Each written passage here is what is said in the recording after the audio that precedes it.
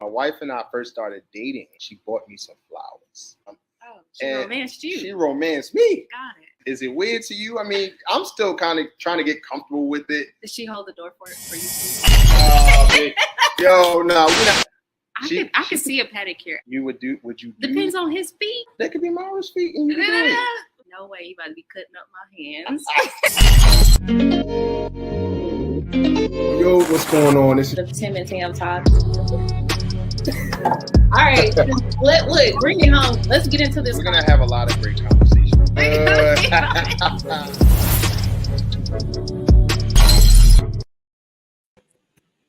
Yo, what's going on? My name is Tim Nicholas, and I got my lovely co-host Tam. What's up, y'all? What's going on, everybody? Welcome to another edition of Tim and Tam Talks Podcast, the Back Pew Conversation. We are super excited to just bring you some great pop culture topics. We got some real hot topics that we are going to be discussing tonight. As always, Tam, I'm super excited to do this with you. So thank you for being on tonight. Look, I'm excited to get in some of these crazy topics we're going to be talking about today. So let's go. Let's dive in. Hey, well, let's not waste any time. So the first thing we're going to be talking about tonight, I don't know if you guys have been looking on the Shade Room and just those different media outlets, but Shaquille O'Neal has come out and he said that Shaunie is still his wife. Now, for those of you that don't know, Shaunie, formerly Shaunie O'Neal, is now Shaunie Henderson, who is Pastor Keon Henderson's wife of Lighthouse Church in Houston. And so it's pretty interesting that our man Shaq is coming out and talking about saying some things like Shaunie is still his wife. And so we definitely want to kind of dive into that a little bit. So what's good, Tam? So we got the video of what Shaquille O'Neal actually said. So let's dive into what he said verbatim so we can unpack it just a little bit. I had two perfect women and I messed it up. My first one was my baby mother, Ornetta, and then I met Shaunie. Shaunie was also a perfect one and I messed it up. We were all young and I was just doing dumb stuff.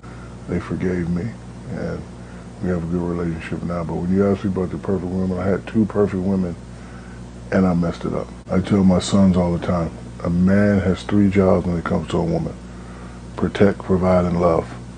Some men can only offer two for whatever reason. I'm going to teach you how to offer all three, and that's what I try to do. And even though I don't have a relationship with the women that I let get away, I will always PPL them. Protect, provide, whatever they need, they get it from me. Shaunie's married. I'm happy for her. I hope this gentleman treats her the way she's supposed to be treated, and I'm going to still love her. And she's still my wife. I will always protect, provide, and love for her, married or not. It's just how I was raised. Right. You protect, you provide, and you love your woman.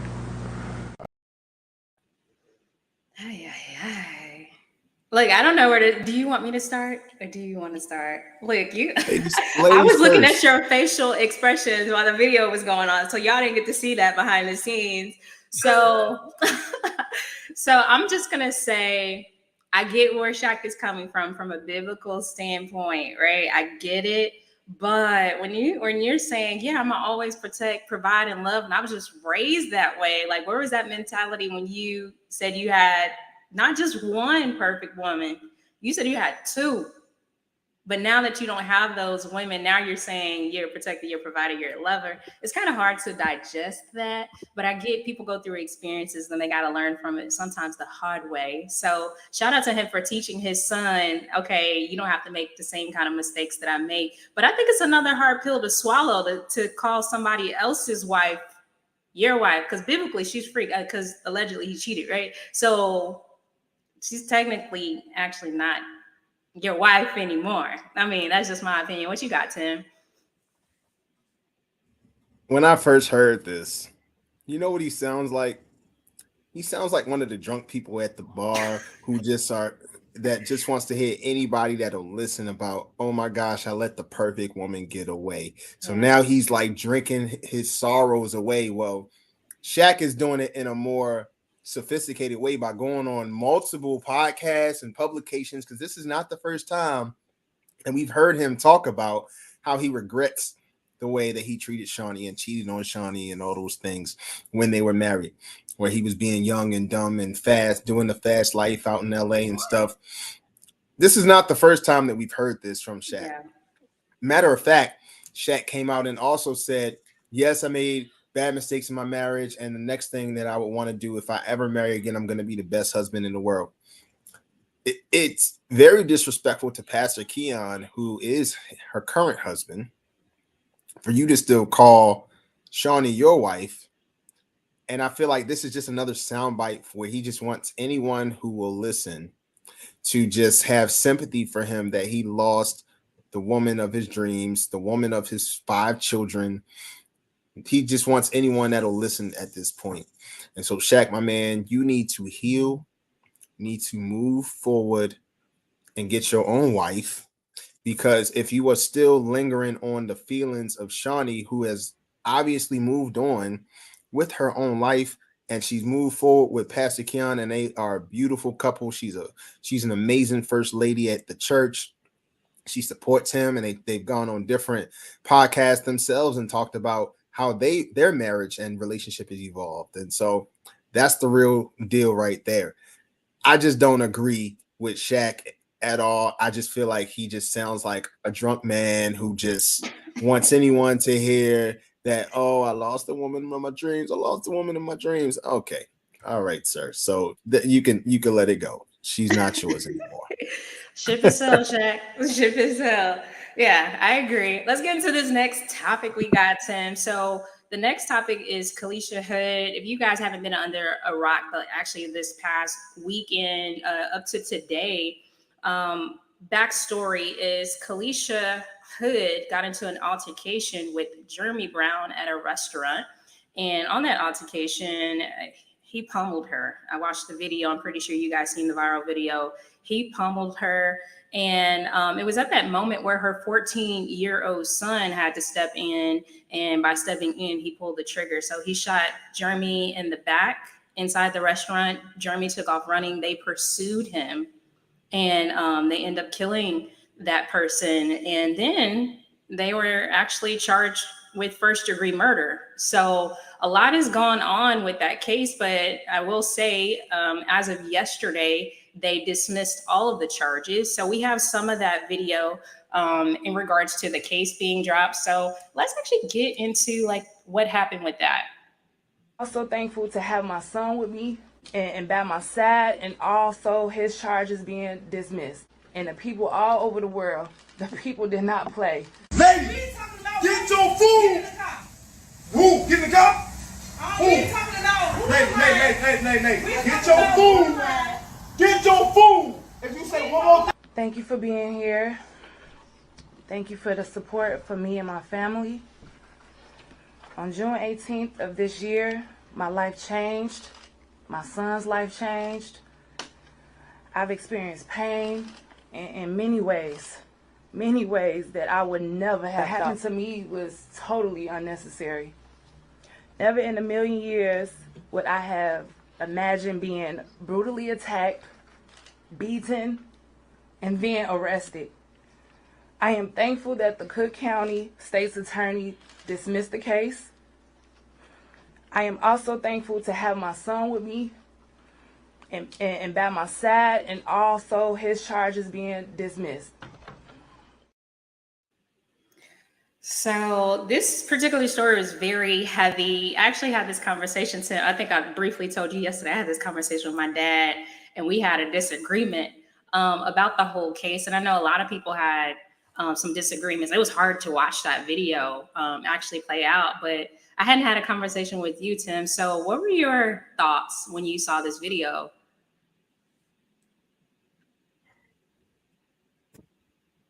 I had a lot of different thoughts when I first saw the video. First and foremost, I was shocked to see this man assault this woman this way.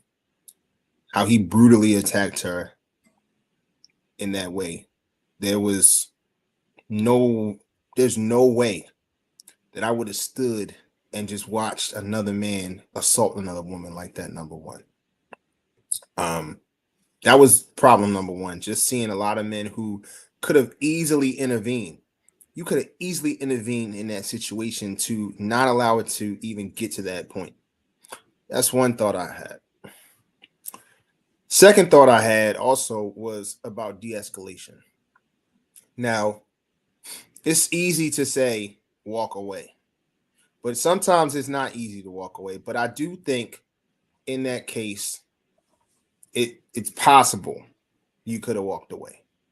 Sometimes we have to learn that some people, especially in the city of Chicago, I don't know how many people are out there that are listening from Chicago, but Chicago is crazy.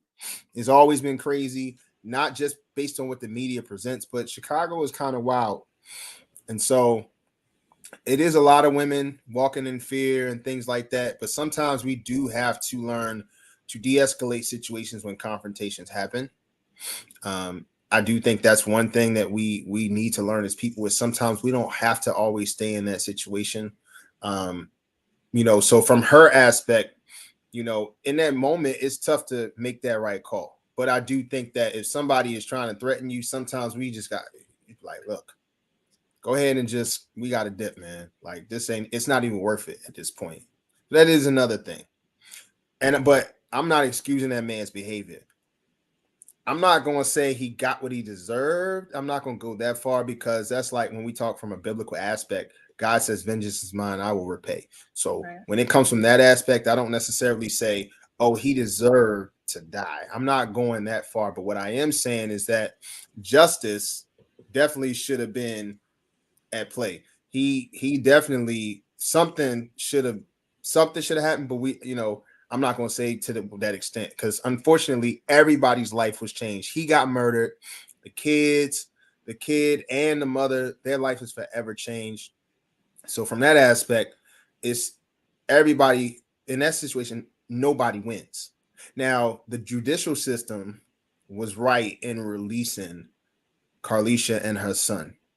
Absolutely right. And then there was another report that came out that she's actually going to sue the city of Chicago for that situation. And I actually think, go get your bag because who's going to hire you now? Even though the charges were dropped, you're going to have a really hard time. You probably lost your job. You probably going to have a hard time trying to find a job. I believe that you and your son need to leave the city of Chicago and leave soon. Like you need to go because you never know what kind of hits are going to be on your son's head for what he did in retaliation for you. There have been some people that said, oh, as a mother, you should never put your son in that position. But listen, if my mom was being brutally attacked and assaulted like that, I don't know what I would have done. I probably would have done the same thing. I'm just being honest. So, it's tough to judge a book by its cover if you've never been in that situation. It's so easy for us to be in the background and say, oh, you should have done this. But until you're presented with that opportunity in that situation, you don't know what you could do. So those are some of my initial thoughts. What are your thoughts? The first thing I was glad that she had someone there. I don't care that he was 14 years old. I looked at it from a standpoint of what if she had no one, how that situation could have played out. The way that he was hitting on her, he could have very easily killed her.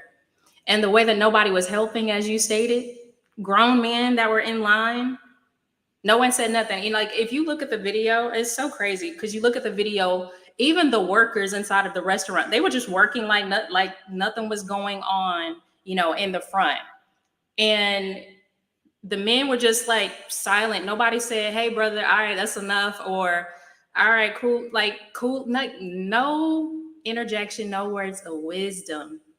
And I like to think, I know age has no clear indication of maturity, but I like to still think if you got some age on you, you should have some wisdom on you. You've seen some things, right? You should be able to de-escalate some things and to see none of that happen. And as a woman, when we say protect Black women, there was a moment for someone besides a 14-year-old to come in and protect Black women. And the men that were there, they failed her. They failed her in a major way. And I truly feel, like you said, no one wins, right? I feel bad for Carlishia, her son, having to, emotionally, psychologically deal with protecting his mom, and also deal with how people may now perceive him as a young Black man, right? So he has to carry all of these things, all in the name of love, not wanting nothing, bad to happen to his mother. So, no one wins. But I've seen a lot of comments, Tim. I had posted the video online. I seen a lot of comments, and the men were like, "Women, y'all make a man hit y'all. Y'all just won't shut up. If she would have just shut up, then everybody could have went home and got their food and called it a day. If she would have just shut up, none of this would have happened." So I was like, I don't know if you've seen those kind of comments, Tim, but what would you say to that for the man that says, if she would have just shut up, this situation would never have happened? It sounds like they're Kevin Samuel enthusiasts, in my opinion. Number one, does not matter what that woman says. You never put your hands on a woman. Hands down. That's like being a man 101. Don't put your hands on a woman. Now, women, same thing. Keep your hands to yourself as well. At the same time, we all human beings here. We need to have a human level of, a level of decency when it comes to each other. But as a man, you never put your hands on a woman. Even if she was talking all this yayo, whatever she was saying, it still shouldn't have warranted getting hit in the face like that. And you're absolutely right. With the force that he had, and he cocked back on that lady's face, you absolutely right. He could have done even more. He could have done permanent damage to her, And so at that point, a son is going to protect his mother. A good son is going to protect his mother. So I have no problem with him protecting his mom, but just the ramifications around it. Now he has to live with this for the rest of his life, knowing that he killed a man. Yes, he did it, on behalf of saving his mother and protecting his mother. But the fact is that you still killed a man, and you have to live with that.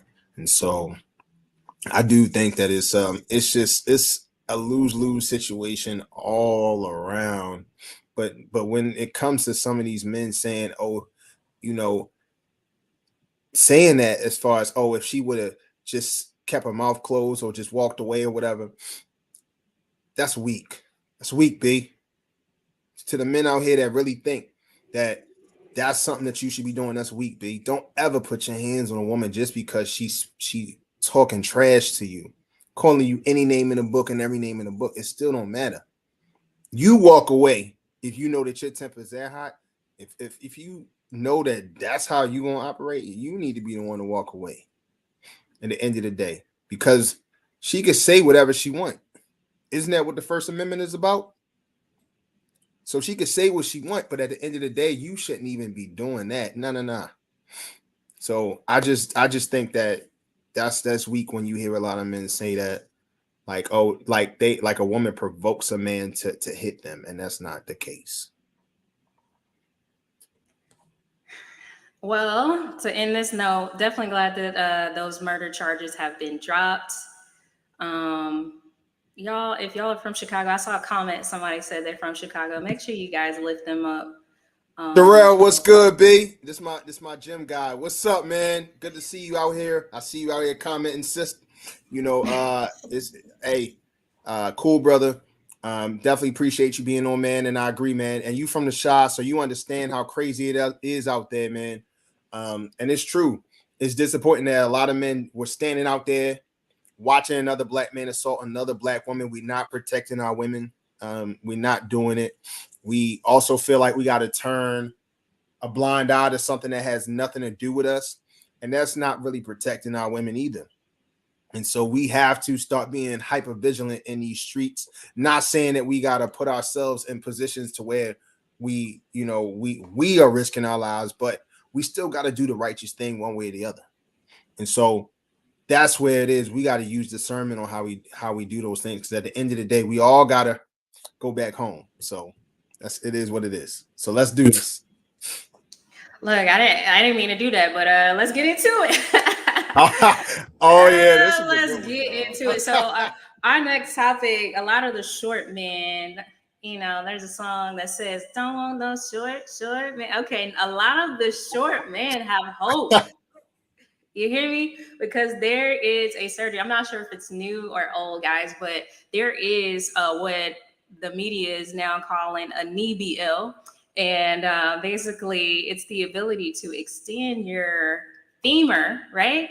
And I think it's like something else, right? So it basically they're extending the tibia and the femur. The tibia and the femur, and that will increase your height. So there's been one particular individual who's being like going viral, but he's not the only one. So they use the same surgery if you're bow-legged, right?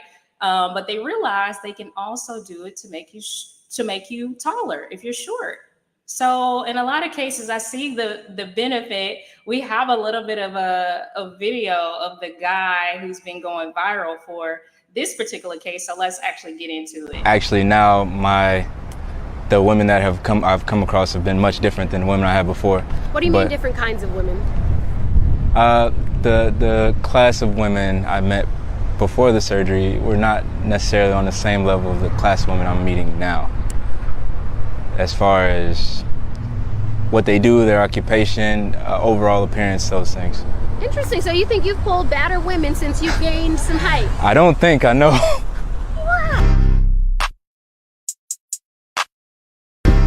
The case for Denzel Seegers from Atlanta, who flew to Turkey to get his legs done in December 2022. He's been in the spotlight documenting his recovery on TikTok. Height was always an insecurity. Like, I just hated being short. And $80,000 well spent, he says, when he spoke to his surgery center. About 3 inches added to his femur, 2 inches to his tibia. He was 5'5". Now he stands. Yeah. All right, guys. So what do you think about that, Tim? What do you think about this height surgery?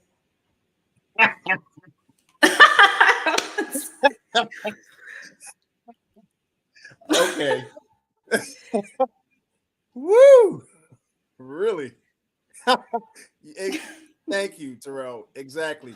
See, Terrell ain't got this problem. When I tell you about this dude, he's like 6'7". Okay, he ain't even got that problem. I'm like 5'10", so I gotta look up at this dude. So he ain't got that problem. But right, Matt. The funny thing is about this is I cannot believe you spent money for this. Oh my gosh. Like, can we please be okay with how God created us? Can we be okay with it? I just don't understand how, like, there's enhancement for everything. You know what I'm saying? Hi, what's up, girl? Yeah, see my wife. They just out here doing anything. Absolutely. They out here doing, I mean, it just doesn't make any sense to me. I just don't understand it one bit. I think it's silly just by watching it. I mean, at first when I was watching it, I was like, oh yeah, I was thinking, oh, it's cool. But I thought it was like he had like had surgery initially, like, oh, he couldn't walk, he was paralyzed. And then when I started reading the story, I was like, oh, this guy really spent money on this. Oh my gosh, what a waste of money.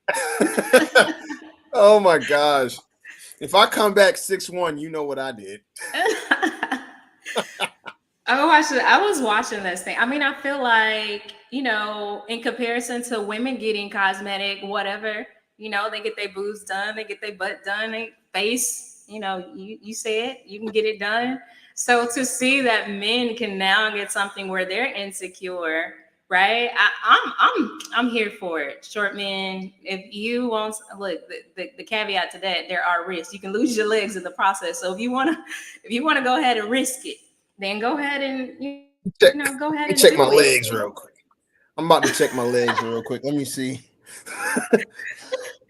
He said so somebody was saying like height gives you some sense of confidence, and I think he was saying, well, since I'm a little bit taller, my class of women has been a little bit better, but maybe he's more confident now that he's taller. Because if he's insecure, that's a personal thing, right? So I think it has something to do with that, because there's a lot of short men out here that are very secure in their height, and they pull tall women all the time. I see it, and I look. It's boggling, but it happens every day. But shout out to him if that makes him happy. All right. You said you better not have a growth spurt, Tim. Hey, I just might. We know what happened if you do. Huh? You know, I'm gonna clown you if you do. What's wrong with your legs? You gonna clown me? You gonna clown me? She gonna You see, you gotta walk me. around with that walker. He ain't even walking right yet. He still got baby legs. Yeah, man. He wobbles like my 3-year-old daughter. It's hilarious, man. I just don't understand. Shout out to confidence. Hey, all right, so let's get into the last. That's what he said. All right, y'all. Let's get into this last topic. We got one more comment came in. What does say? Somebody just laughing. All right. Right, y'all. Hilarious. Seriously. So this it's a little serious. So this is someone said to me that women are raising the same men that they're always complaining about. And they said, in what ways do they mean? So I wanted to talk about, I wish I could actually decrease this so I could see your facial expression. So I'm going to go ahead and do that. So I saw this post and I was just like, I think whoever did this post, they might be onto something. I'm really particularly interested in a male perspective as to, your thoughts on that particular comment about women raising the very same men that that they talk about. So what are your thoughts on that? Well, my initial thought is that I think a lot of times some men present themselves as being this type of man that they want to be, that they strive to be, but they haven't arrived yet based on what have we been talking about for the past few weeks? Trauma. Mm-hmm. Stuff like that, trauma and things that they haven't dealt with. And so instead of a woman thriving in a relationship with a man, she ends up having to babysit him to help raise him into the man that he should be. And that could be multiple ways on things that he could be doing. He may be the type of dude where he might be lazy, might be home playing video games or whatever the case is. And so she's getting frustrated because while she probably has an idea on how life should be together, because we already know women, y'all not just thinking about today, y'all thinking about the future, how things should go, goal planning, elevation. Most women think like that, right? Whereas most guys, we thinking about the now, y'all thinking about the now and the future. And so when it doesn't align with how, a man may say certain things that he promises to do, especially when it comes to getting the woman that he wants, he'll make all these promises, but broken promises, you lose trust in that man. And as a result, now she's got to feel like she got to pick up the slack and try to help him reach a potential that she may see or a potential that he talked about seeing for himself, but he's not wanting to put in that work. So she feels like she's complaining about it. She's trying to raise that same man up that she's complaining about because she probably didn't expect to be in that position in the first place. Most women don't get into a relationship saying, "Oh, I want to be with him so I could mold him into the man that I want."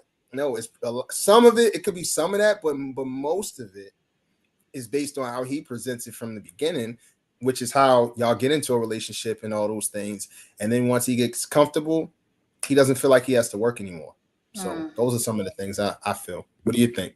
So I was looking at it honestly from a totally different perspective, and I was looking at it like, I'm divorced. I have a son, and when it talks about like raising basically a man, raising our son the way, but we're complaining about the men in our generation, right? I feel like a lot of that blame is, if I can be honest, on women who are single mothers who are not raising their sons appropriately. And I say that because far too often do you see men who come from broken homes who've only seen their mother be everything. She's strong, she this, she that. She's all of those things in which she has to be, right? Survival of the fittest. She has to be that way in order to take care of her, her kids. But there's also a conversation, I believe, that every woman who is raising her kids alone, especially your son alone, is a conversation you need to have. Like I have these conversations with my son all the time. And I say, you might see, mom doing all of these things. I'm going to work. I'm paying the bills. I'm cooking. I'm cleaning. I'm doing all of these things. I was like, I'm doing all these because you're my kid. You're not my equal, right? It's my job to take care of you. You can't go out and get a job at 14. Maybe you can, I don't know. But you can't go out and get a job. I'm not forcing you to get a job. Your responsibility right now, is school and to be a boy, to be a kid. And now I don't want, when you get in a relationship to be like, well, my mom did this and my mom did that. And I think, that causes a lot of harm within men who've seen that, who've operated. It feels like normalcy to them for the woman to do every single thing. And then you get in connectivity, you get married, and your wife wants to just be a wife. She doesn't want to play every single role. You never heard your mom complain, but now your wife is complaining, and now you think something's wrong with your wife because she can't show up the same way that your mom did because she had to do it alone. So when we talk about like women are raising a man that we literally complain about, we have to take some responsibility into that and realize, right, it's okay to do these things for your son, but make sure you're also having that conversation to say, mama had to do it this way. Mama had to be strong, and you should. I tell my son all the time, don't expect your wife to do, I'm doing this for you, but don't expect your wife to do that. And, you guys should be it's a partnership. She shouldn't be playing my role. She shouldn't be playing my role when you get older. So that's the viewpoint of how I looked at it.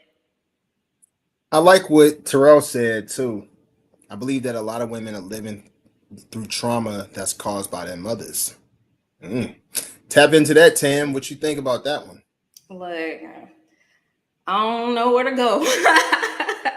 I don't know where to go. I don't know where to go with that. I had both of my parents, so when it comes to like raising kids, I can't really speak on that because my mom was a good mom. So in terms of like teaching me how to be a wife though, she never sat me down and was like, this is what you need to do for your husband to make your husband do, be a certain way, or this is how you're supposed to be as a wife and how you're supposed to operate. So a lot of the times my perspective on what being a wife was just based solely on what I saw, right? I never knew why my mom did certain things. I didn't know, whether she had to do it or not. Nobody sat me down and had a conversation on, this is how to be a good wife, So I would say, I don't know about the trauma piece, but I will say that we're just not doing enough work as parents when it comes to our kids, to sit our kids down and teach them the ropes on what a good relationship looks like, not solely just based on, the do as I do or do as I say do, but being able to operate in both pieces and really educating our kids the right way. Because if you don't educate your kids about those things, one, they're destined to fail at those things. They're hitting their head against the wall, or they're in the abstract, they're going to get it from someone else. That's all. I was like, what word am I going to pull from? Abstract. All right. Real. That's real. I like it. That's good. All right. We done got to the end, baby. Let's go. Let's go, sis. Final thoughts. Final thoughts. Yeah, I was going to say, don't be Shaq. Final thoughts. If you got a good girl, I feel like this is a song. If you got a good girl, be good to her. What song is that? It's just that's the song right there. Yeah, be good to her. You don't have to. The grass is not greener. I posted something today. It's mind blowing to me how many people will blow up their family life for a mirage. Stop blowing up your life for a mirage, guys. Okay, that's what I'm gonna say on that piece. The second piece, so glad that Carlishia and her 14-year-old son do not have to face any jail time. Hopefully, it stays on the clear and narrow. I don't know so much about the lawsuit. I don't know about the lawsuits, and I'm going to say this because they could easily give her another charge for her son having the gun. So I just kind of want her to chill a little bit and just take the win, but it is what it is. And then in the aspect of height, if you want to be taller, go ahead. You know, God be with you. Do what you need to do. Get your confidence up, okay? And women, we need to do a better job, you know, with our children, with being women, and holding ourselves accountable. We could do a lot better. So that's all I got. I like that, sis. Appreciate that. My final thoughts are pretty much piggybacking off of Tam. Definitely with Shaq. Please stop going on podcasts talking about Shaunie. It's over. It's been over. She has moved on. Happily moved on. Let that lady live. Go find you a woman that you really could call your wife. Because a marriage is beautiful. It's beautiful when you make it beautiful and put in the right work. So, and I'm a living testimony to that. Love it. And so that's the first thing. When it comes to Carlishia and her son, very glad that she is home. I think it's great that she's home and everything. Get out of Chicago ASAP, please. Get out of there. So that's one thing I would say with that. The height stuff, I just think it's comical. That's all I got to say about that. And last but not least, you know, I really believe that we need to be better examples in relationships. I think that women need to see better examples. I think they need to really be shown the way. And so that they're not choosing men that they have to train, because that's not what it's about. It's not about training a man. It's about building together. That's what a relationship should be about. So those are my thoughts. It's definitely been great being on this great podcast with you tonight, Tam. We will be back next Monday with Church Boy with Childhood Trauma. We're going to have a great topic with you guys coming up on Monday at 7:30 p.m. Central, 8:30 Eastern on Monday. And then we'll be back for another episode of Tim and Tam Talks the Back Pew with some great hot topic pop culture. As we do every week, we try to keep it tapped in, keep it locked in for y'all every Tuesday, 8:30 p.m. Central, 9:30 Eastern. That's really it. What I got, what you got, Tim? Let's get it. If you're new here, go ahead and click that follow, subscribe button, depending on where you watch from, YouTube, Facebook. We thank you so much for tuning in with us tonight, and we will see you guys next week. We out. All right, be blessed. We out.